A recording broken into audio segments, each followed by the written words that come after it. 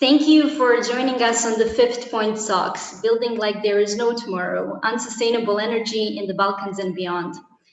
This is the first time we're actually talking about ecology, sustainability, and future threats on the point talks, and I think that it's about time.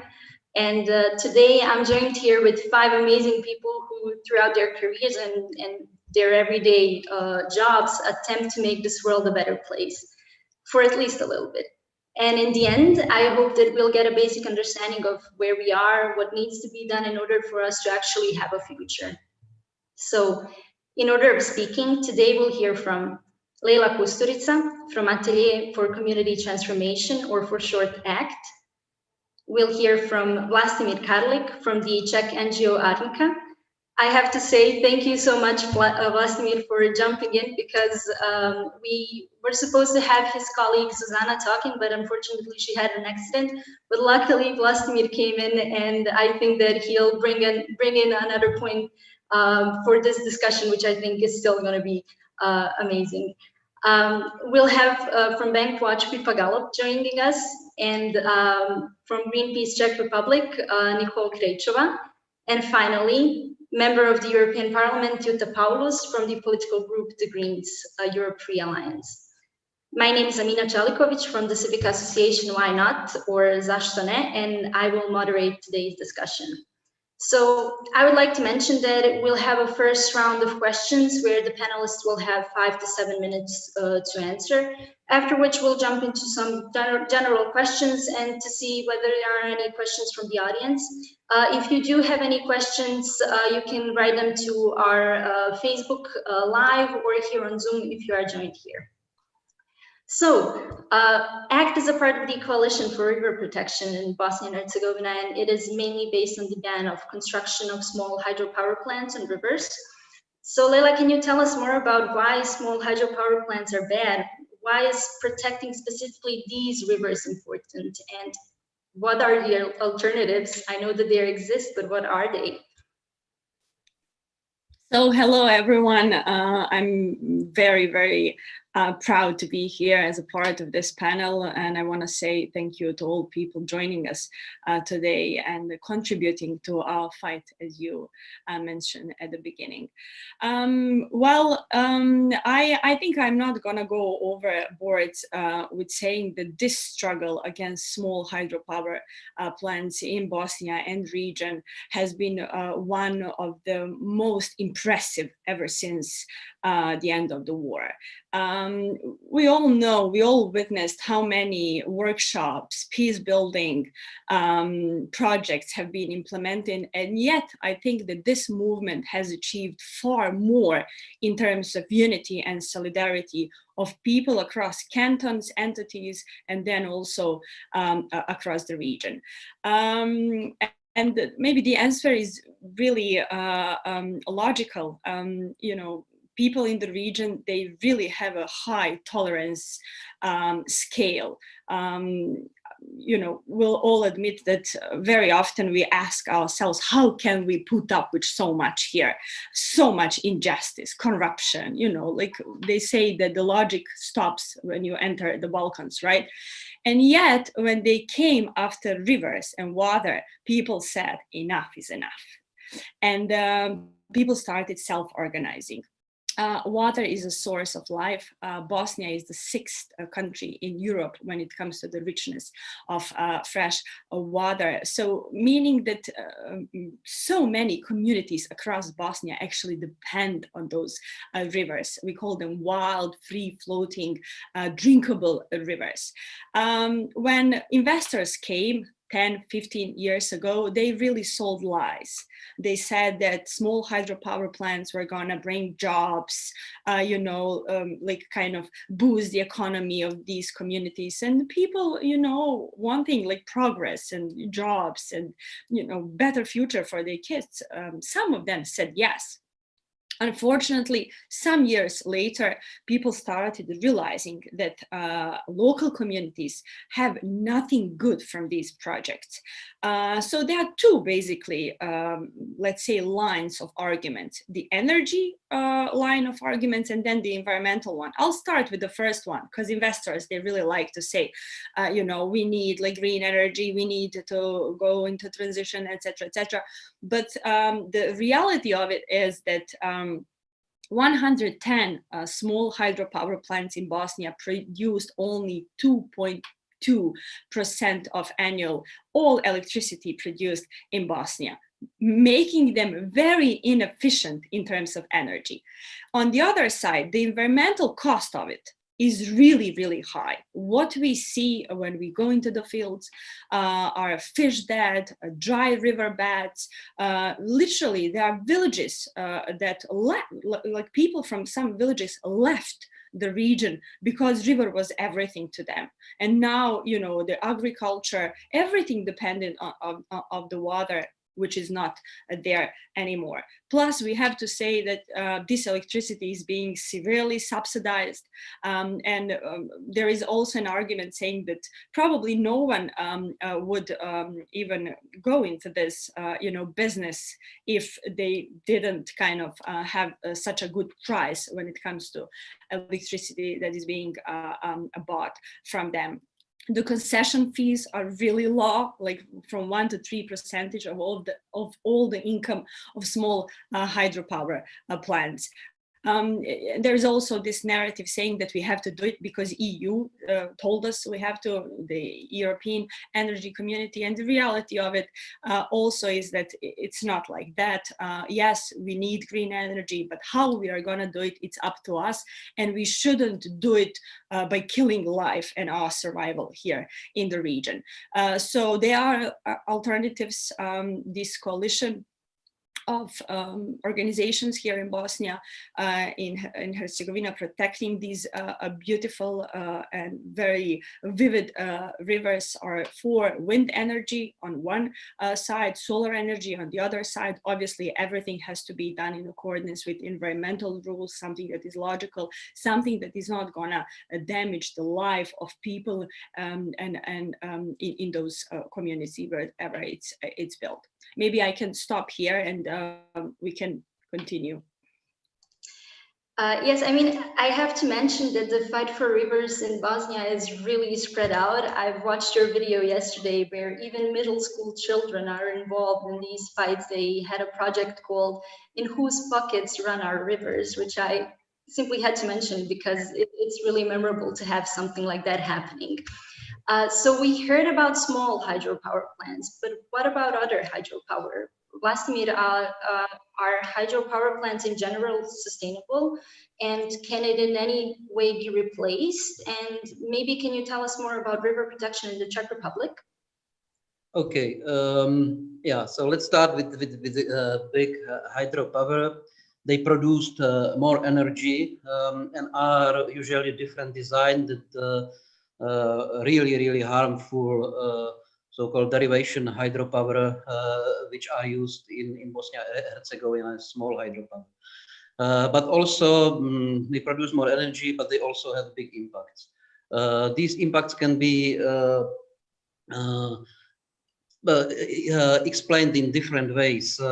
It's basically these big hydropower are based on a big dam, especially built in some narrow valleys.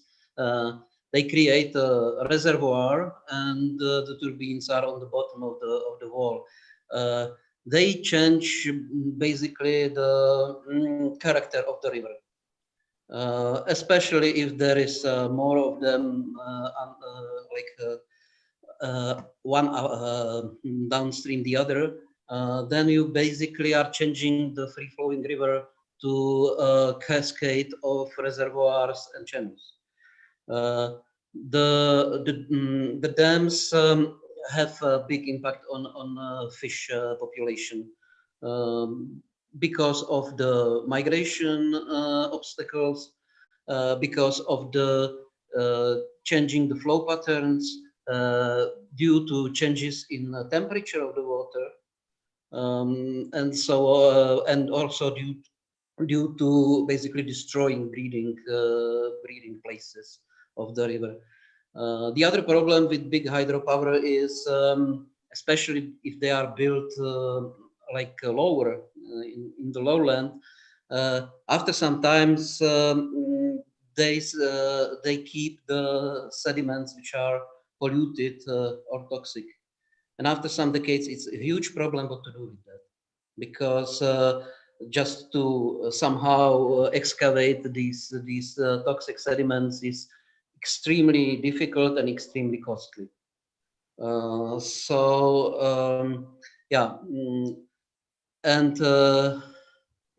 So basically each dam means a huge environmental impact. And it's somehow inconsistent with the purpose of Water Framework Directive, which is being implemented in European Union member states. And basically in these, the main goal of this directive is to improve ecological status of water bodies. And there are, of course, basically big dam always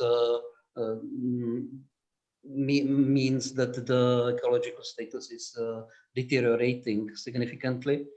There are of course some kind of exceptions from that rule in Water Framework Directive, but firstly they should be really exception, not like the business as usual. And secondary, you should always consider if there are other alternatives, not only in the sense of design and construction of these, but if there are not, for example, other sources of energy less damaging. And about protection of the rivers in Czech Republic, firstly, we should explain that the state of river network in Czech Republic is totally different from the state in Bosnia and Herzegovina. In Bosnia and Herzegovina, you still have the most natural rivers probably in the whole Europe, it's true also for other West Balkan countries, but you are real jewels of the rivers in your country. And in Europe, usually all rivers are more or less impacted by human activities. In Czech Republic, there is no river we can actually call natural.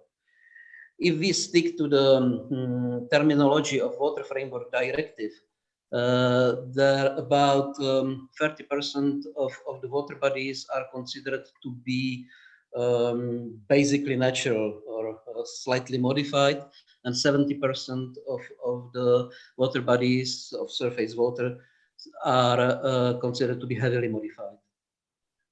So we have not so much to protect, basically. But still, I think from the legislative point of view, we have quite strong tools how to protect rivers. We have the water law, which is quite progressive and which states the obligations of water management institutions. We have nature protection law, which also applies in many cases, especially if the water body is included in Natura 2000 network of protected areas of European importance. And there are some other legislation pieces which can be also used. And we don't have such a bad enforcement framework. We have Czech inspection of environment, which unfortunately went much worse in the last probably I would say decade, especially because our prime minister has some conflict of interests with environment protection, and the new general director of the inspections did a lot to make it like less efficient. So situation is getting worse, but still compared to other countries, I know there is still some working institution.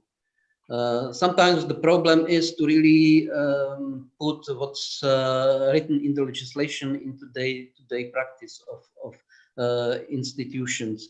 And there are differences between, for example, water management institutions.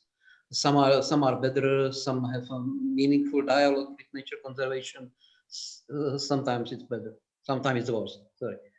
Okay, so maybe we can go into more details if you are interested in next questions.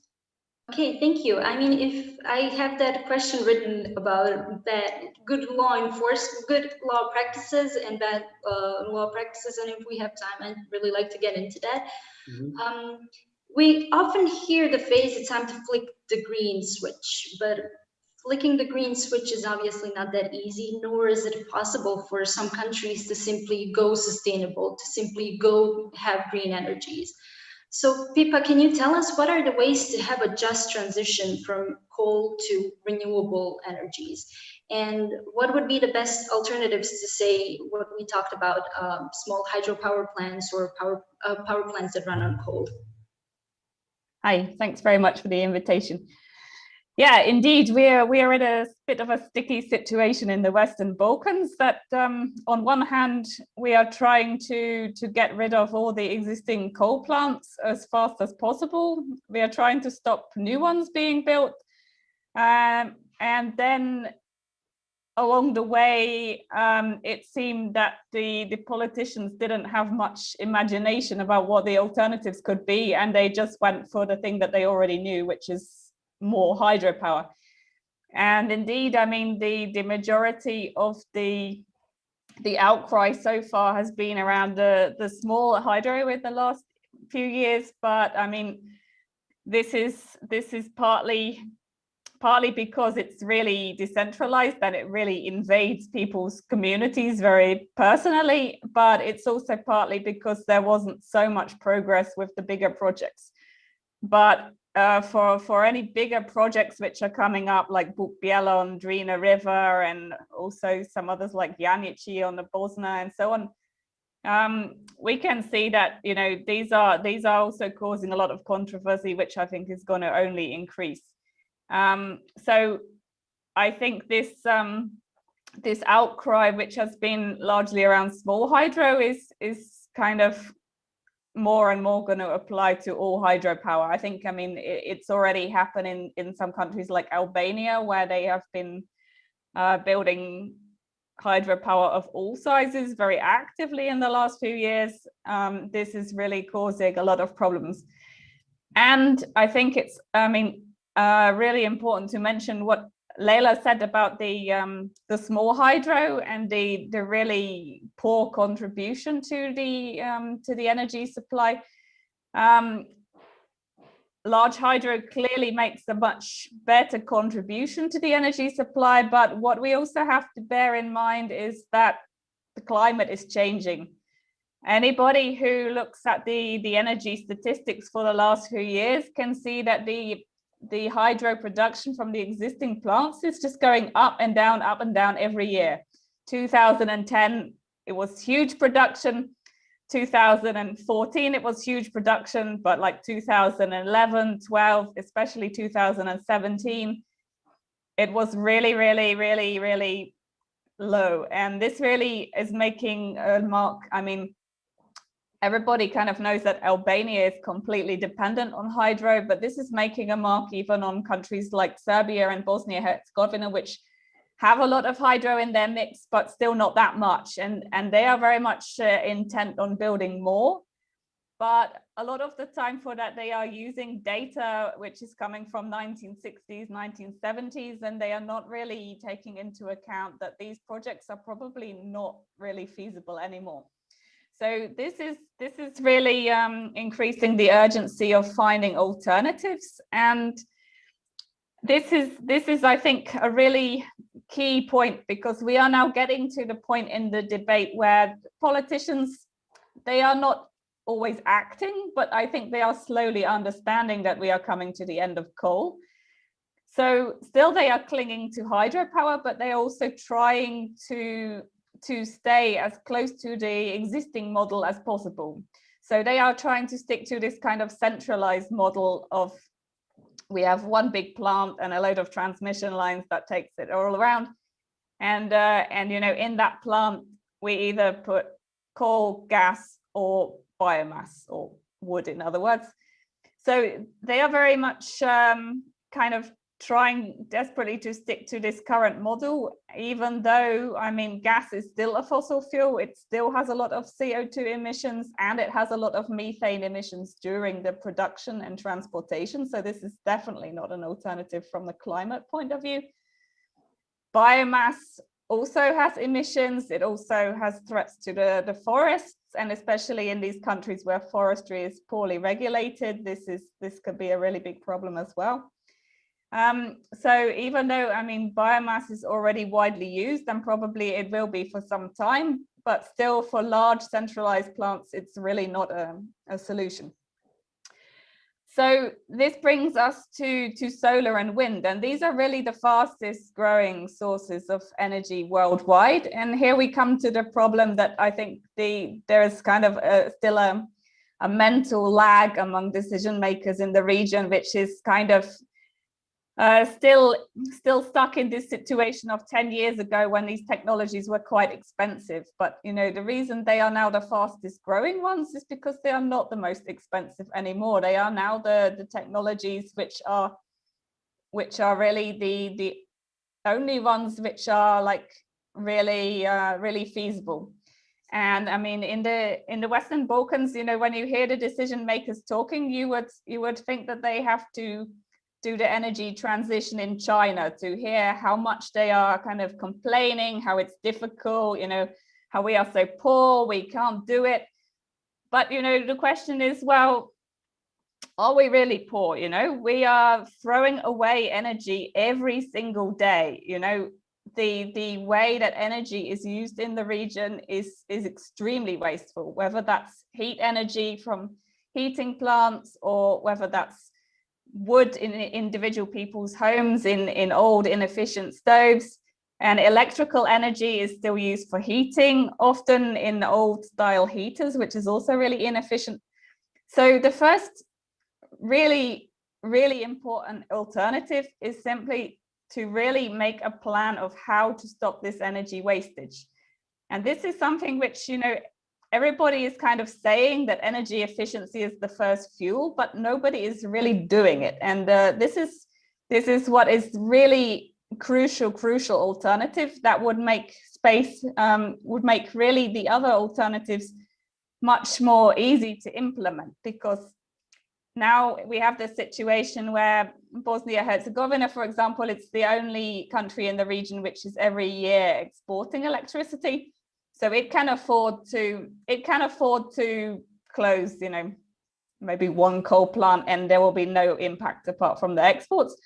But you know, the others have to be closed as well. So for sure, some new infrastructure is needed, but it really doesn't have to be more fossil fuels, and it really doesn't have to be more hydro. There is already a lot of hydro in the mix, which can play the role of jumping in when there is not so much sun or not so much wind.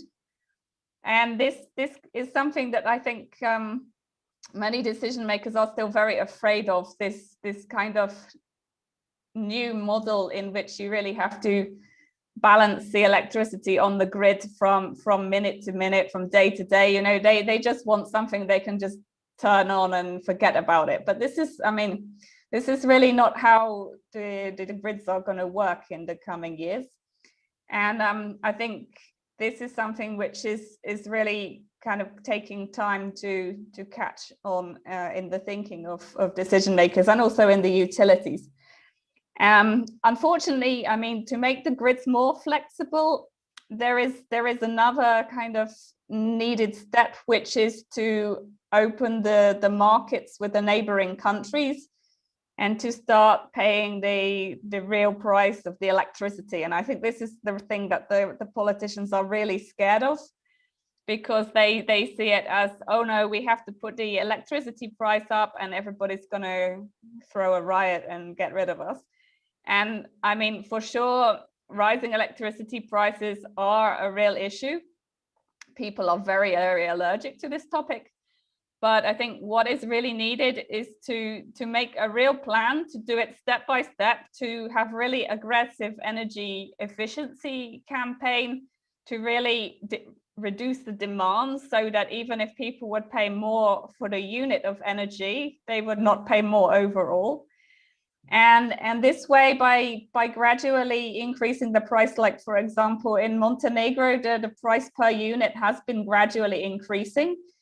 So they have shown that it can be introduced step by step, but what they failed to do really is to do this energy efficiency side of the equation. So people are still paying a lot there, but they at least had some kind of a plan to kind of reasonably step by step increase the prices, and they really need to now work on actually reducing the consumption so that people can afford the electricity more easily. So yeah, I mean, there is a lot to be done, and there's even more now because there's been inaction for so many years. But I think the way forward is not so kind of undoable as it's often presented. It's really a question of just really seizing the moment, making a plan and going for it. And I think North Macedonia is the only one in this region at the moment who is really trying at least to do that. They are also kind of, there are also some points where they are a bit scared, and they are very much dithering about for example, the coal plants.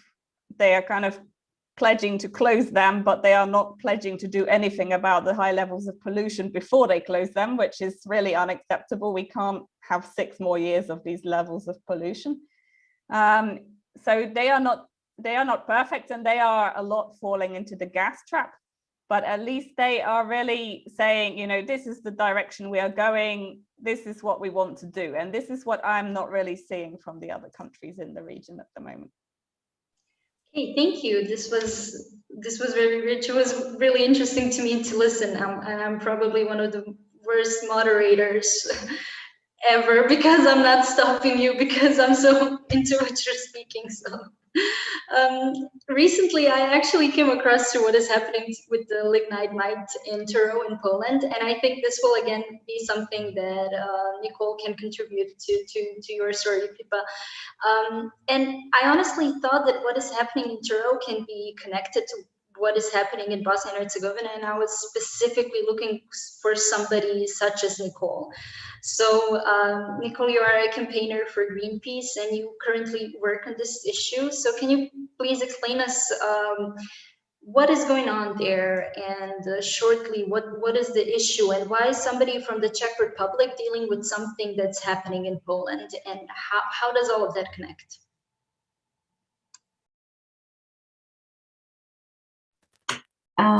Yeah, okay. Hello. Thank you for inviting me. I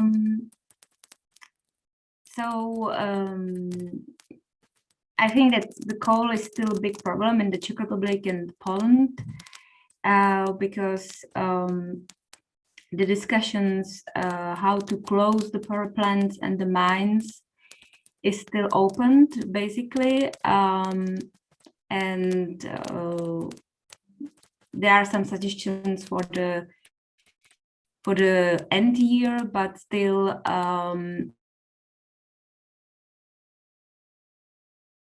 okay, I don't know. Yeah, it's working. And a lot of mines and power plants are still working.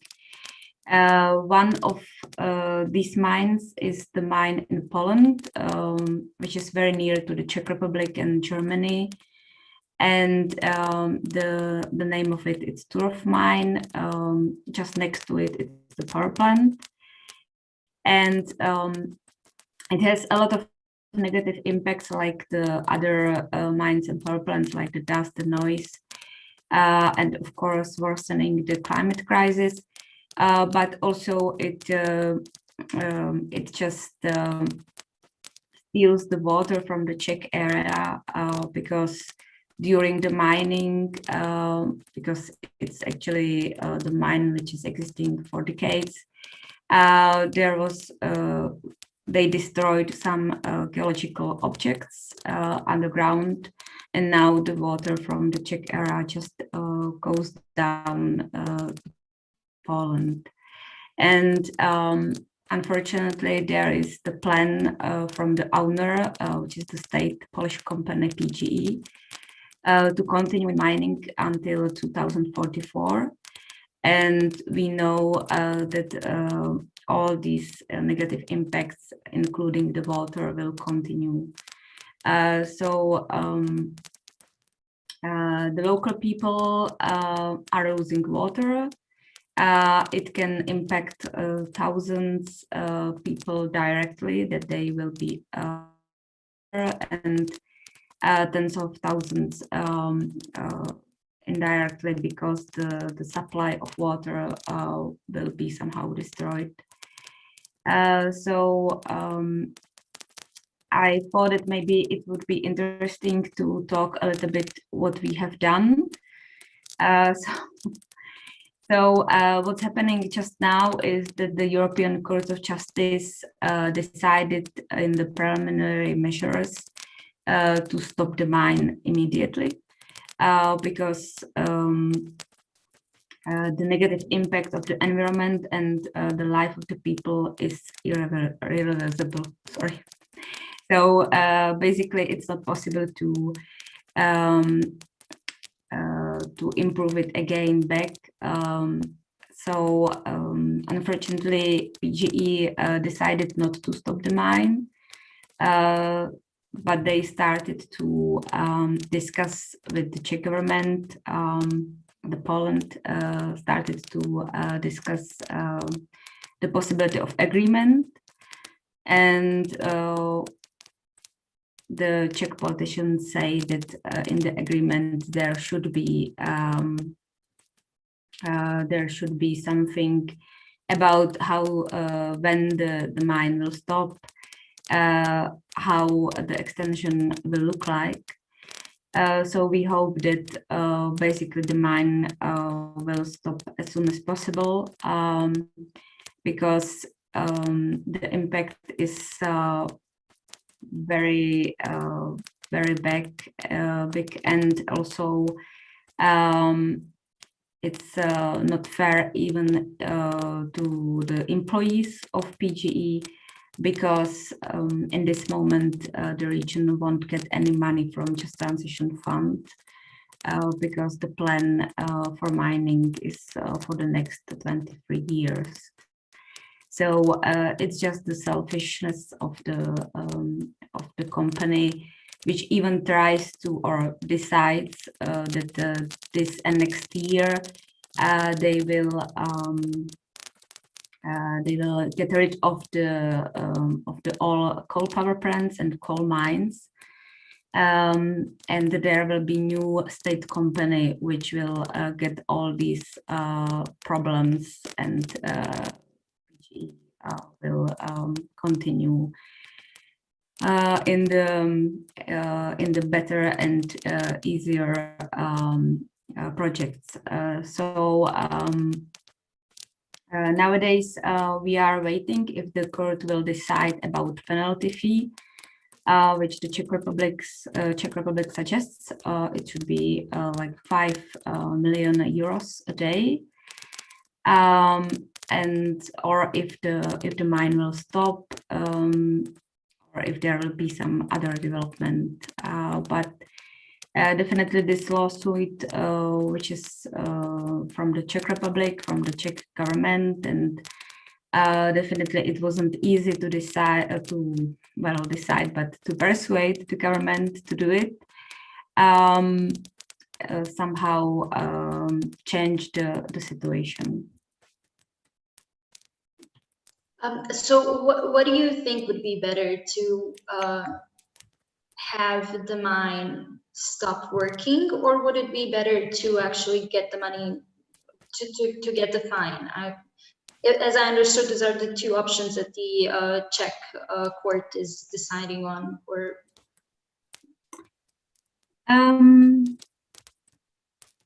yeah, it's just the penalty that they didn't stop the mine, if they will get it. So it's the tool how to persuade PG and Poland the decision of the mine. It was similar in the Bělověža forest, where they also decided not to respect the decision of the court. So I think that the point is that they should respect the decision, because they violated a few European directives. The participation of the public was bad, and it shouldn't be like that. That some companies or some people don't have to.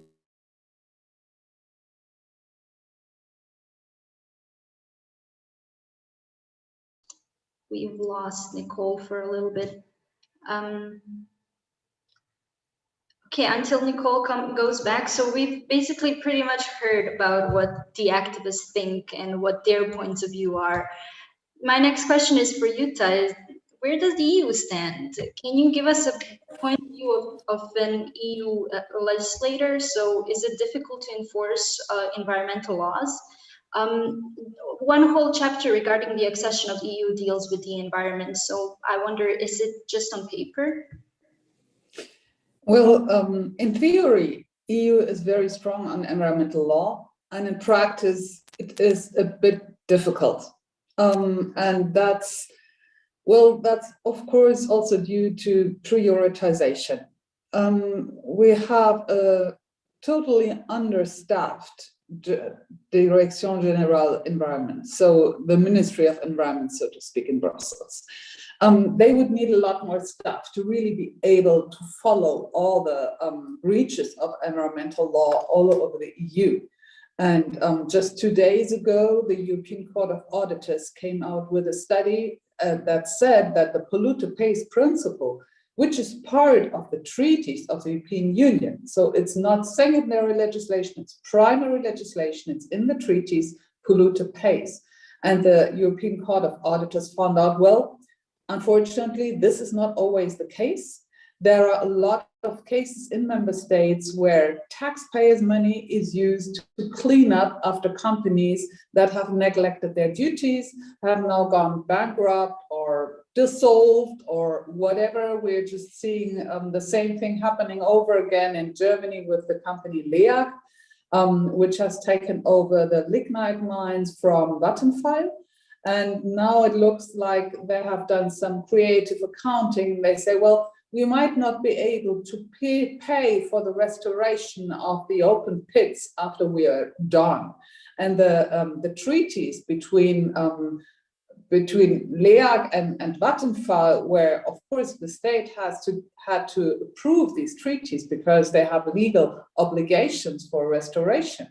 The state didn't obviously really pay attention. So at the end of the day, it might be the German taxpayer paying for nature restoration, where it should have been the polluting industry, of course.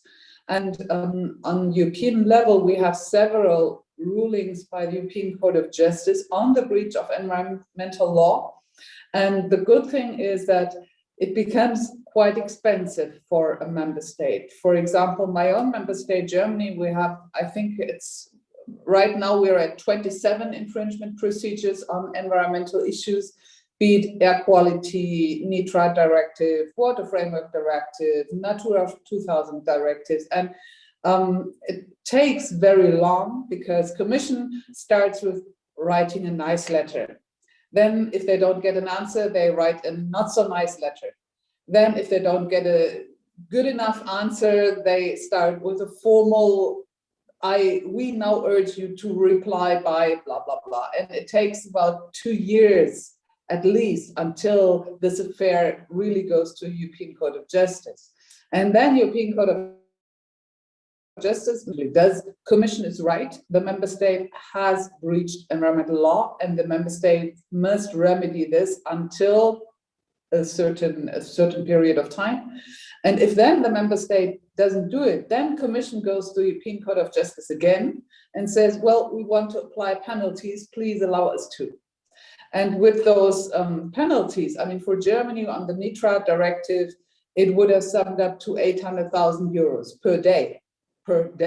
So this made our agricultural minister act, because she didn't want to be responsible for almost a million euro being paid by day to the European Union for not adhering to environmental law. So we have the legal means, but unfortunately it often takes much too long because of, as I said, this lack of personnel, and also sometimes they're reluctant to step on member states' toes. For example, we have heard the argument, well, we shouldn't be too strict on Poland right now. We already have big problems with Poland. This was on the Baltic Channel, which Poland is planning to build through a Natura 2000 reserve in order to connect the port of Elbląg to the Baltic Sea without having to go through Russian waters. But this is a Natura 2000 reserve. You can't just build a channel through that. And so I asked the European Commission, what are you planning to do? And they were like, well, we contacted Poland, but we want to be careful because we already have so many difficulties with them and they're blocking the budget and all that. And I'm like, this cannot be a reason. I mean, behaving like a bully on the schoolyard should not get you out of adherence to environmental law. So I think it's also a difficult sign towards candidate states that, of course, are looking at the Copenhagen criteria with the acquis communautaire, which means that the candidate states should bring their legislation in line with EU legislation on certain issues, also on environmental issues. And then reading in the press, well, if we don't do anything of that, nothing will happen for quite a few years, and maybe someone won't even write me a letter. So I think it's a real bad sign that the Commission is not more stringent on this. There has been already said a lot on the blue heart of Europe, which is of course the rivers of the Balkans. So I will not expand on this again, because I mean, right now we're looking at the biodiversity strategy of the European Commission, where they have set the goal of restoring 25,000 kilometers of free-flowing rivers in the European Union. And I'm like, we will be using quite a bit of money in order to bring our rivers into a state that is still there in Bosnia. And so it's like, do not destroy this. You have this huge opportunity of having these nature-based solutions at hand, of having this rich biodiversity at hand. And now I am trying to collect all kinds of intelligence on obsolete barriers in rivers in the European Union, which could be removed to the benefit of biodiversity, also on hydromorphology, because it's not only the organisms that cannot travel, it's also sediment that cannot travel. So it's, of course, having an impact on the whole river downwards from this barrier up to the estuary at the coast, because the sediments are just missing because they collect at the barrier, which is very logical if you look at it from, and even if it's not pollutant, you will have anoxic conditions and the production of methane, which is a very strong greenhouse gas in itself. So I really hope that those weird incentives to build small hydropower plants will be removed as soon as possible. And to give you one sign of hope again, no one would have thought, me included, 20 years ago or even 10 years ago, that solar power would become so incredibly inexpensive. I mean, if you look at Portugal can produce a kilowatt hour of solar electricity for less than 1.5 cents. So I think in Bosnia, maybe it's 3 cents, maybe it's even 5 cents, but still it's really not a lot. And if you look at an existing coal plant on what it needs to be competitive, there is not a lot of room anymore. And if you enable systems to be part of the transition, then you also have the acceptance. That's the experience that we had in Germany with wind parks. When wind parks were planned by investors, hedge funds from far, people were very much in opposition. But when wind parks were planned by local cooperatives or local communities, municipalities, and citizens could buy a share with a very small amount of money. In some communities, it was like 500 euros. So with 500 euros, you could buy a share of this windmill, and you would have an interest being paid every year. Another community said that the profit of the wind park has to go to a certain percentage to the local community, so that the kindergarten is now subsidized more or less by wind energy. And that's, of course, building acceptance with citizens, because they say, well, this windmill is powering our kindergarten. That's great. And we couldn't afford a kindergarten if we didn't have this income from renewable energy. And I think that's those good examples that we have to learn from, and that we have to bring also. Of course, you have to adapt it to the local possibilities and to the local communities. But I'm pretty sure that in every single region of Europe, you can find a model of how to bring renewable energy to the people so that they can participate, actually. That's it. Thank you so much. So regarding these EU practices and what I could see from the experiences of NGOs that they have with the EU and what we are dealing with here, I kind of feel like the EU can be a bit hypocritical. Like for example, especially when it comes to Chinese investments, people kind of talked just a little bit about it, but for example, in Bosnia and Herzegovina, they are investing in a coal power plant in Tuzla, and of course it's bad. It shouldn't happen, and it needs to be boycotted. But from my research, it should provide for around 20% of the electricity of the whole country, and I feel like politicians are more open to these investments rather than doing something on their own.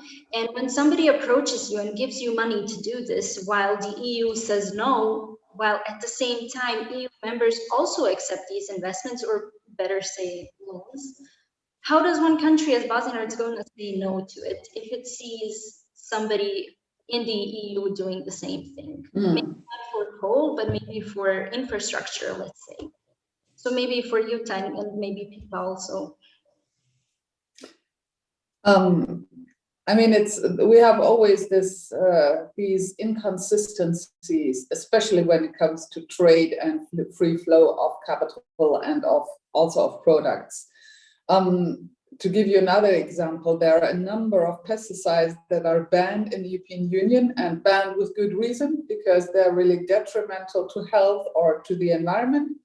But it is not forbidden to produce them. It is not forbidden to export them. And regularly we have to raise maximum residual levels of those banned pesticides on our food, because the European Commission says, well, if we don't raise that MRL and it's okay for health, it's not bad for you, then Brazil couldn't export ananas or whatever to us anymore. And I'm like, well, then don't. I mean, we are not obliged to take these products on board if they contain toxic substances which we have banned for use in the European Union. So you have this hypocrisy there again, where of course on the one hand, yes, of course it's very important for the environment, but only as long as it doesn't do us any economical harm. And I think the problem is, or one of the problems is, that the environmental cost is not assessed properly, and that's something that we're just just today, in fact, trying to change. We will today be voting on the 8th Environmental Action Program, and the rapporteur, my good friend Grace Sullivan, she managed to bring in an amendment saying, with every legislative proposal, the Commission is obliged to do an impact assessment, meaning what will be the consequences of this law. And now we have an amendment in the EAP saying, in this impact assessment, they also have to assess the cost of inaction. So the cost of not doing anything about the environmental damage. What will this cost future generations or even the next generation? What would it cost, for example, to clean up the water again, which has been polluted? What will it be in damage cost for climate change? So that we have numbers, because economists understand numbers. I'm very sorry. You cannot tell them about biodiversity or the beauty of the river or about climate change, which is something very far away for them. You have to have real concrete numbers. And I think that's the correct way to act on this, saying, hey, we've got nothing against foreign investment, but it has to adhere to our common goals. And if it doesn't, we have to do something about it. Yeah, I would be happy to add a few words on this as well. Indeed, I mean, we should neither, in my opinion, neither idolize nor demonize the EU. It's a bloc of now 27 countries, you know, all with their interests and all with their different ways of doing stuff. And, you know, for me, it's maybe a surprise that things are going as well as they are with this situation. You know, this is, you know, everyone talks about Bosnia and Herzegovina as a complex country with many levels of decision making, but, you know, trying to get 27 member states to agree on something is no simple task either. So I think, yeah, the answer for me is really, you know, credit where it's due and strong push, you know, where things are going wrong. And I definitely see plenty of things going wrong in the EU, you know, especially at the moment with gas is for me one of the big topics that I'm really worried about with relation to the Balkans, because, you know, the EU has the clear long-term goal 2050 decarbonization. That means no fossil fuels, you know, according to any common sense definition. But in every specific EU policy which is coming out, all the drafts are like still leaving quite a lot of space for new gas. And this is the problem really within the EU. I mean, it's clearly just the result of specific interests. But I think it's even more of a problem when those policies are getting then kind of transferred to the Western Balkans, because the Western Balkans now is really at a crossroads. There's been years and years of underinvestment in the energy sector, and where I think the EU is doing better on coal, to be honest. I mean, you mentioned about EU states taking Chinese money for different things, and that has certainly been the case. But I think there's a kind of turn away from that also in the EU. I think like Romania for several years was kind of in this very much like, oh, great, we can get some cheap money kind of fraction of EU member states. But, you know, very, very soon after a few experiences, they realized that, well, this is maybe not actually that great after all, because the Chinese have, you know, it may be handy for Romania or whatever country that the Chinese don't care much about the EU rules, but, you know, in the end, they also have their way of working, which maybe doesn't suit the governments either. So there's been some Eastern European countries, there was this whole kind of flagship initiative of China 16+1 that then became 17+1. That's kind of slowly dying out because the Central and Eastern European countries are kind of seeing that in reality it's not bringing like what they were hoping. So I'm kind of more optimistic about coal within the EU. You know, even Poland, which is kind of notorious, is slowly being forced by the economic circumstances to slowly move away, even if it's not really admitting it yet.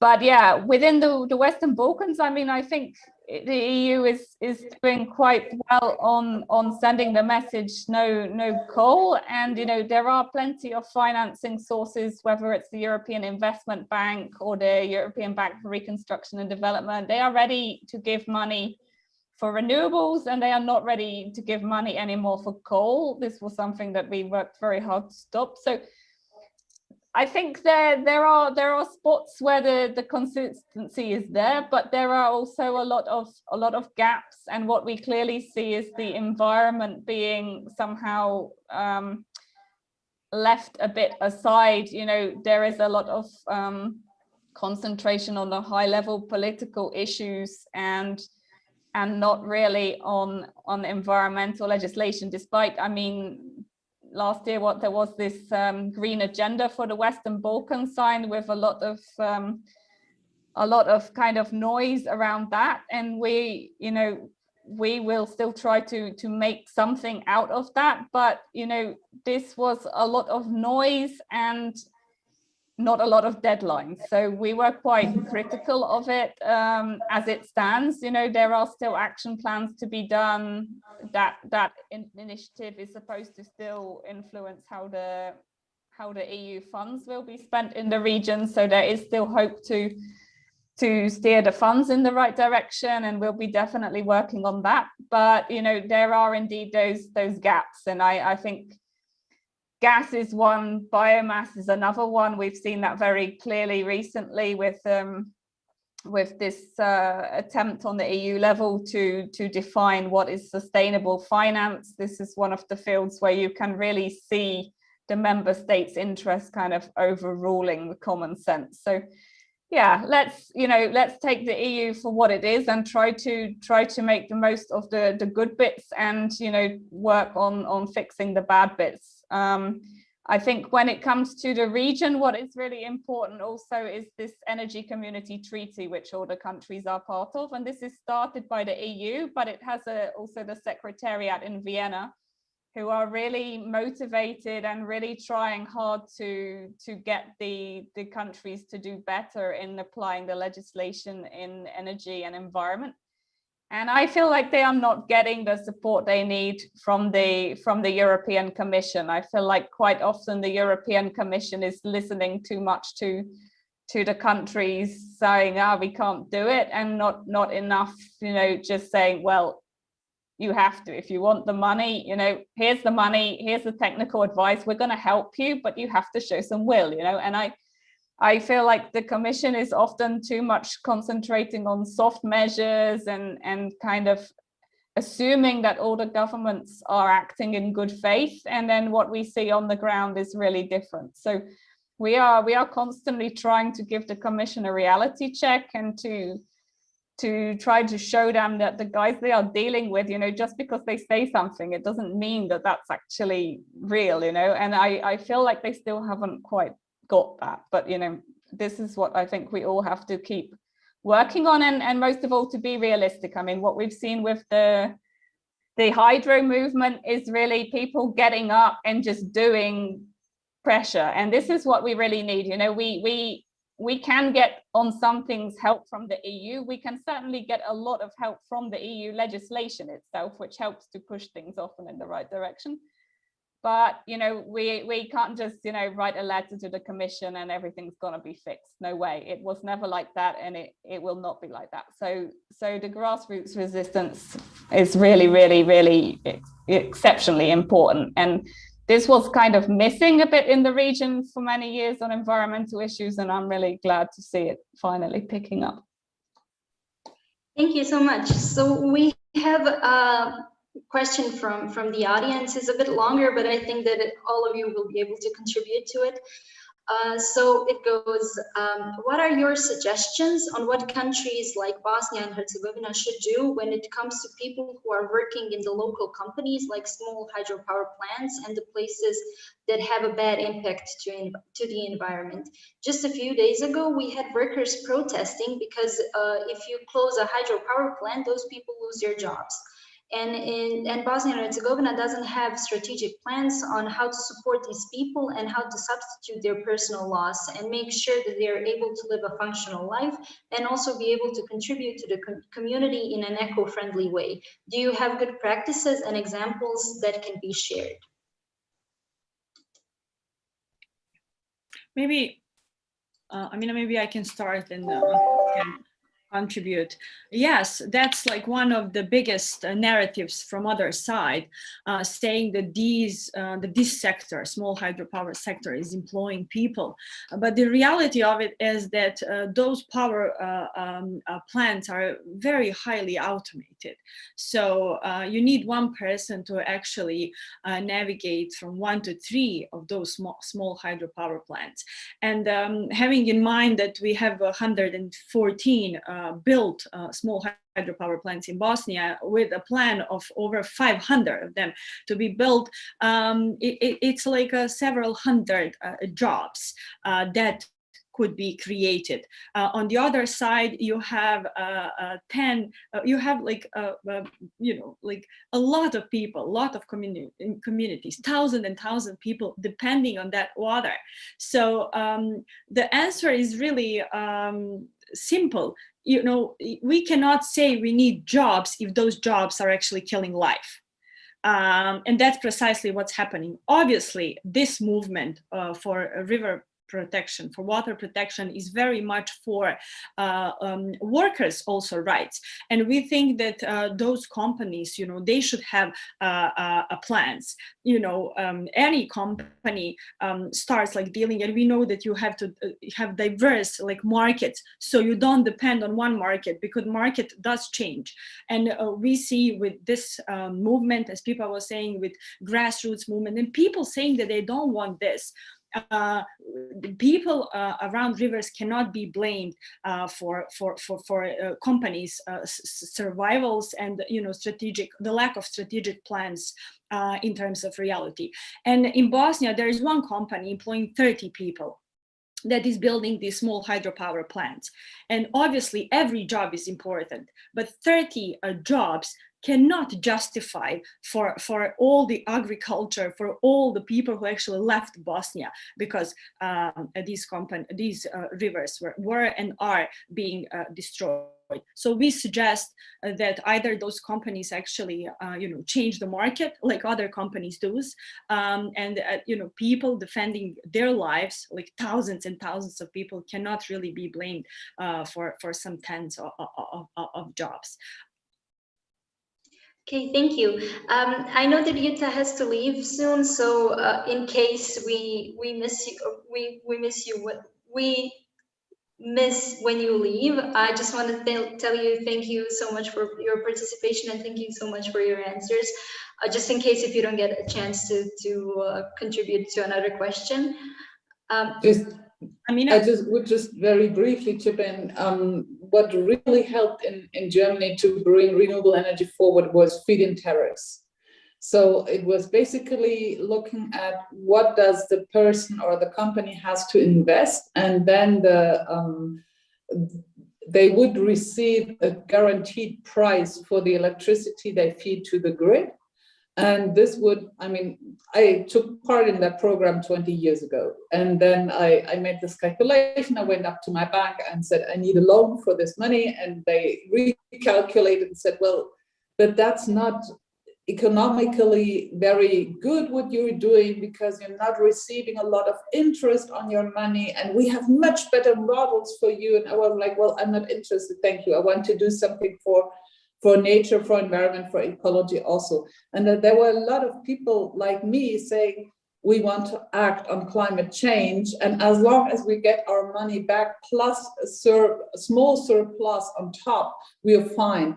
And so we went from 0 to 150,000 solar tours within 10 years. And that's something that really got the market going, because there were so many people saying, well, I will try this. And of course, the market reacts, so that, for example, people that normally patch roofs learned how to put solar panels on roofs, because it's pretty closely related. Or electricians learned how to do this, how to deploy solar panels. So that was really a push that was worthwhile. And at the same time, of course, I know there's this narrative that Germany burned more coal after finishing or after starting to close down nuclear. If you look at the numbers, that's simply not true, because the nuclear power plants were replaced with renewables, and Germany is today burning less coal than it did in 2000 or 2005. So we also have had a large chunk of pollution going down due to renewable energy, because coal is just being used less. So we have these positive health effects also benefit society, and I would really like to point this out. And I'm very sorry that I have to leave, but I have to go to plenary. We're in Strasbourg. Thank you, and thank you for the great discussion. Jutta, can I just say something to you? Because I was asked by Green Team, you know, that organization working around Trgovska Gora, to thank you on behalf of all people in Bosnia and Croatia for putting your efforts into this case. And they are wondering if they can get in touch with you to see how maybe you can advise them how to involve citizens from other side, from both sides, because they are being severely ignored. Okay, sure. Thank you. Just send me an email, that's fine. Thank you. Thank you very much. Bye-bye. Thank you, goodbye. Maybe finally, Nikol, maybe do you have something to add to this question? I mean, it's quite a similar situation. It's a mine, it's not a power plant.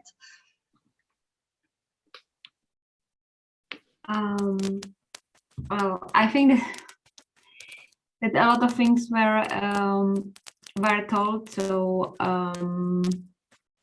maybe some other questions if we have, or yeah, because I agree that we I mean, of course we have to take care about people who are employed, but every time we have to think about everybody and also about environment, and very often this argument about employees is quite wrong or used in a wrong way. So we have to be very careful with that. Okay, thank you. So finally, I wouldn't like to, I mean, I would like to keep you for much longer, but I feel like I need to ask you this as well. So I feel like we're long overdue to carbon emissions need to be lowered by 2030 or zero emission by 2050, because we're in 2021 and we see effects now. Canadian cities are on fire. I'm unable to breathe when I go outside. Our rivers are not drinkable anymore. So do we have a reason to stay optimistic? What needs to happen for us to have a future, to actually wake up tomorrow and say, okay, I know that we'll have a future in 50 years from now? A general question for anybody who wants to take it. Yeah, if I can be honest now, I would say rationally no. Rationally no, there is no hope that we can make changes, so much changes as is needed in such a short time. But I was proved wrong before. I, for example, thought that it's impossible that our country will not be communist in the next 20 years, and next year we will become a democratic country. So rationally there is no hope, but irrationally I still have hope, and I will work for it as much as I can.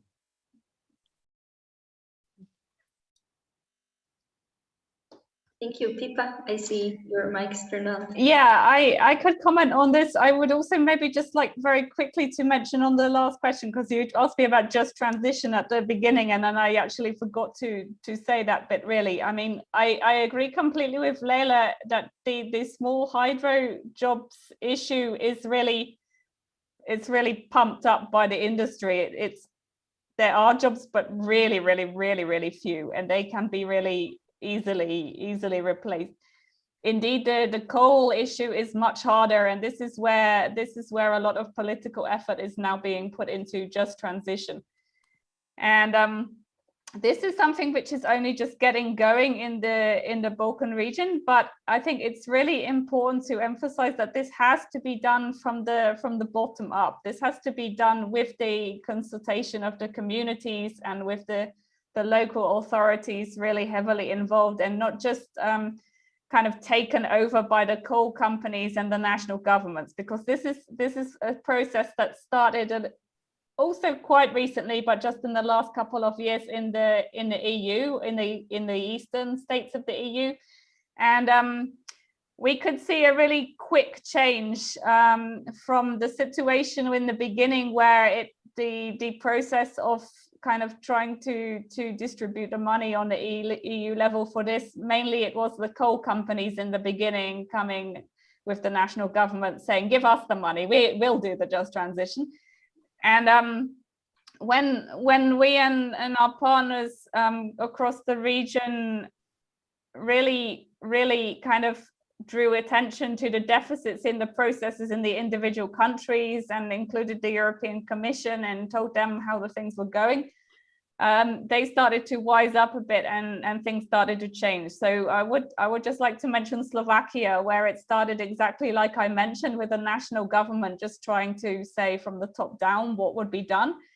Whereas the local government in the coal region was actually had some ideas and some interested people, but they were kind of ignored in the beginning. And then after our colleagues intervened and really pushed to have the local decision makers and the local people really putting forward their vision, really the things started to change. And now Slovakia is one of the countries which has kind of got quite a coherent plan of what to do about just transition. So this is something which I think is really troublesome in the region, because public participation in general is really not developed in decision making.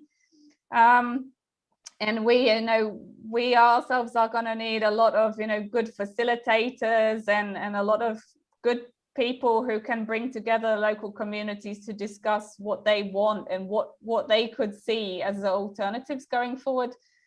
Definitely there are some kind of obvious things that can replace jobs, like indeed solar panels is one of the things. North Macedonia is building solar panels on the disused mines. Even Elektroprivreda BiH is talking about it now. So there are some kind of very obvious on-site jobs, also the recultivation and so on, and decommissioning of old plants.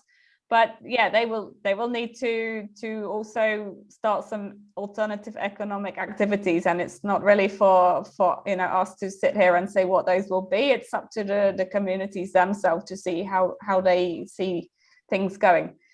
So to just get to your question quickly, sorry, I know I'm talking a lot, but this is a huge topic. Yeah, I mean, I agree really with what was said already. There's a lot to be very, very, very scared about on the global level. The things don't look good at all. But for me, it's really energy sucking to look every day at the news and think how terrible things are.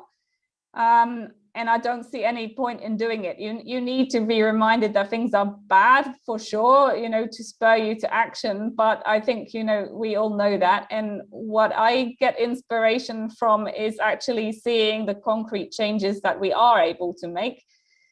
Everybody is kind of quite pessimistic in the region, with very good reason, but we have really stopped a lot of really bad projects.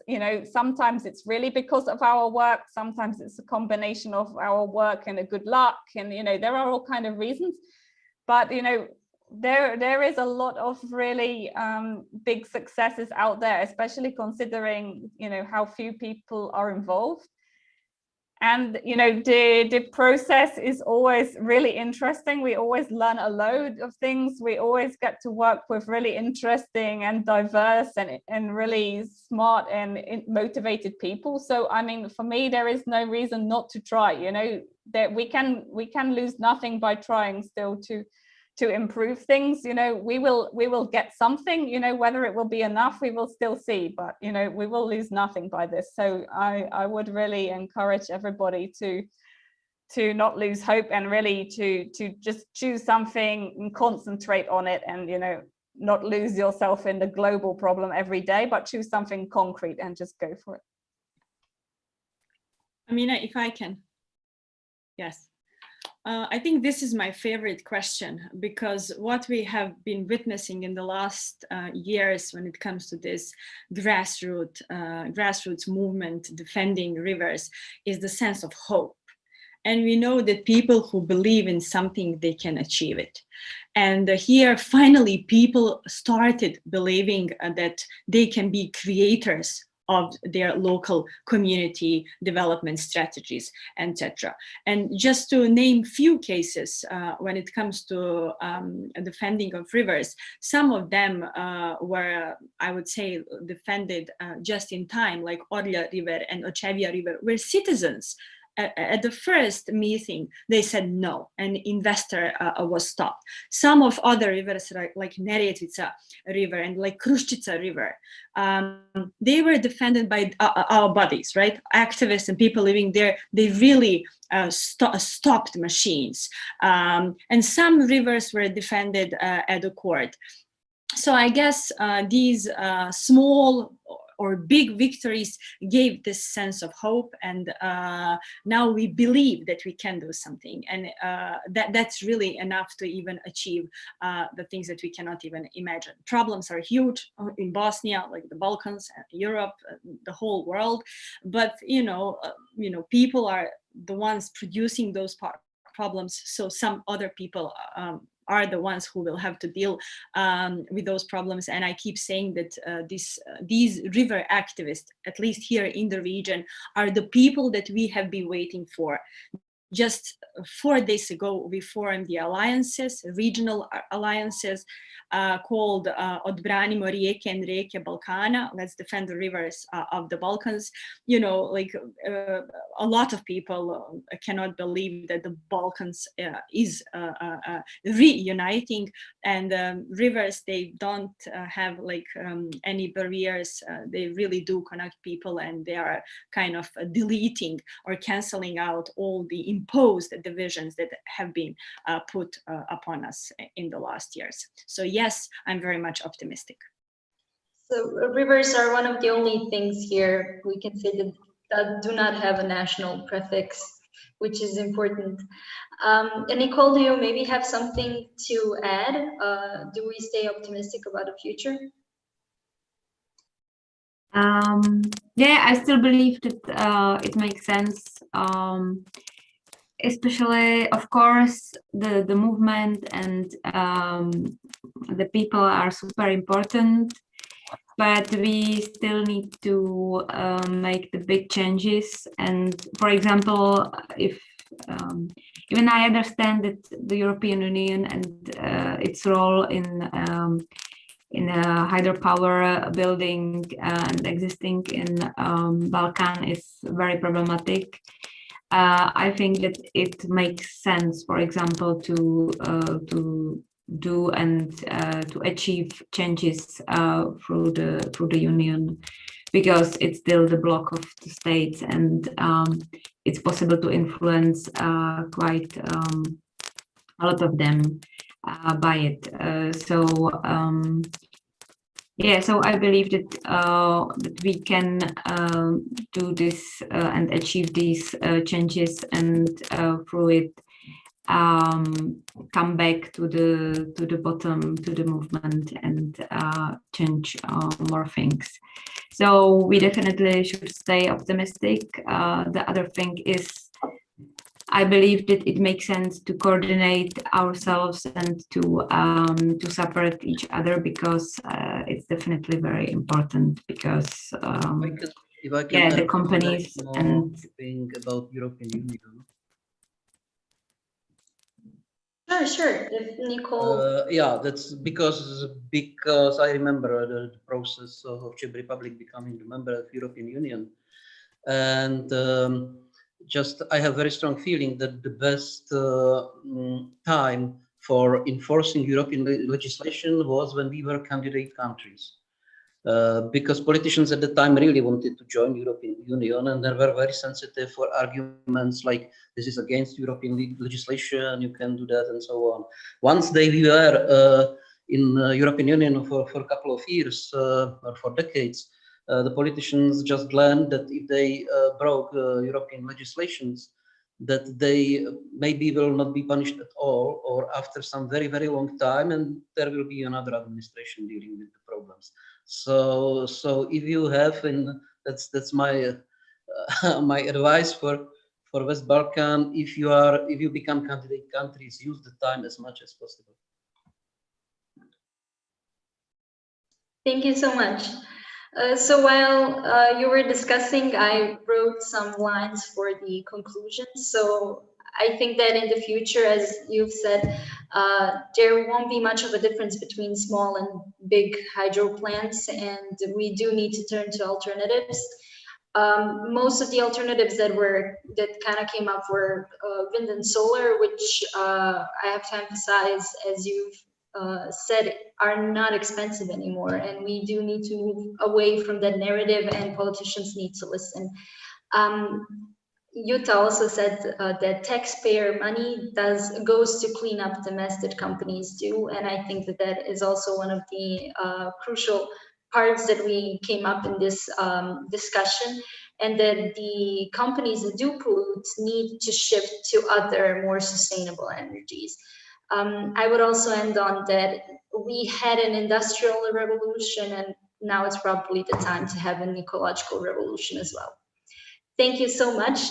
This was Point Talks, Building Like There Is No Tomorrow on Sustainable Energy in the Balkans and Beyond. Thank you once again.